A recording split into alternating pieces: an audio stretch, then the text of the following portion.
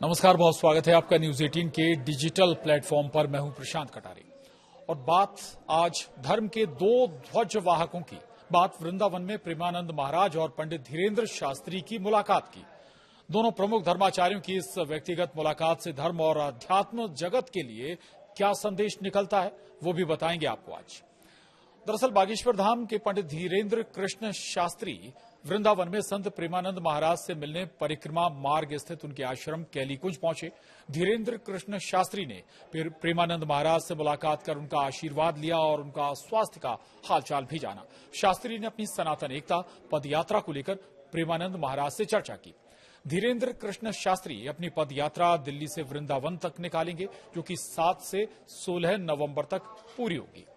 वहीं मुलाकात के दौरान धीरेन्द्र शास्त्री ने कहा कि वे मुंबई में माया में फंसे हुए थे, वहीं वृंदावन से आए हैं। और इस पर प्रेमानंद महाराज ने कहा कि भगवान के पार्षद मायाजाल में प्रवेश कर लोगों को उससे मुक्त करते हैं।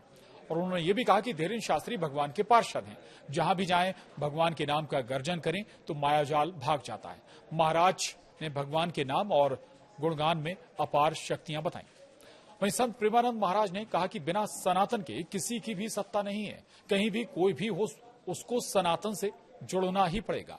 उन्होंने कहा कि सनातन सूर्य है, सनातन वायु है, सनातन आकाश है और सनातन ही भूमि है।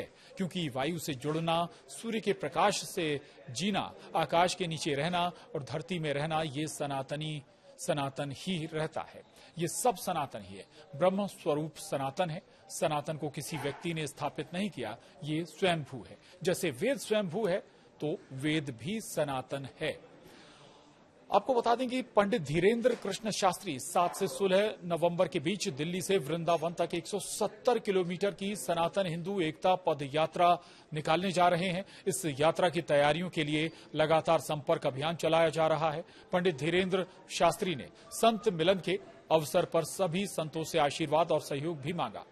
वहीं बागेश्वर धाम के प्रमुख पंडित धीरेन्द्र कृष्ण शास्त्री अक्सर प्रेमानंद महाराज के समर्थन में बयान देते रहे हैं। कुछ महीने पहले बॉयफ्रेंड गर्लफ्रेंड कल्चर को लेकर हुए विरोध पर धीरेन्द्र शास्त्री ने खुलकर प्रेमानंद महाराज का समर्थन किया था। उन्होंने कहा था, प्रेमानंद बाबा जैसे उपदेशक का विरोध करना ये साबित करता है कि कुछ लोगों को पेट की बीमारी है।